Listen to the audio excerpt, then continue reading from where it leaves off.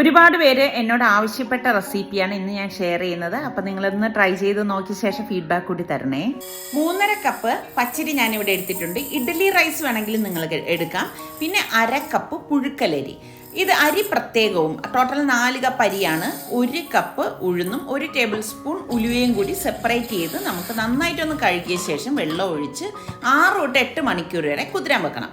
അതിനുശേഷം നമുക്ക് ഈ ഉഴുന്നിൻ്റെ വെള്ളം മാറ്റി വെക്കാം. ഈ വെള്ളത്തിലാണ് നമ്മൾ അരച്ചെടുക്കുന്നത്. ജാറിലേക്ക് ഉഴുന്നിട്ട ശേഷം ഉഴുന്നിൻ്റെ മീതെ വെള്ളം നിൽക്കത്തക്ക രീതിയിൽ വെച്ച് പാകത്തിനുള്ള ഉപ്പ് ഈ സമയം തന്നെ ചേർത്ത് കൊടുക്കും. അതൊന്ന് അരച്ചെടുത്ത ശേഷം നമുക്ക് അരിയും ഇതുപോലെ തന്നെ അരച്ചെടുക്കണം. വെള്ളത്തിൻ്റെ അളവ് കൂടരുത്, കുറയാനും പാടില്ല.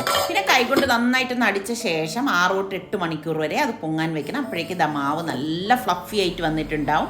പിന്നെ നമ്മൾ ഇഡ്ഡലി തട്ടിലേക്ക് എണ്ണ തടവി മാവ് കോരി ഒഴിച്ചു കഴിഞ്ഞാൽ നമ്മുടെ പൂ പോലത്തെ ഇഡ്ഡലി റെഡിയാണ്. അപ്പോൾ ഇഷ്ടപ്പെടുകയാണെങ്കിൽ ഇപ്പം തന്നെ ഒന്ന് ലൈക്ക് ചെയ്യാൻ മറക്കരുതേ.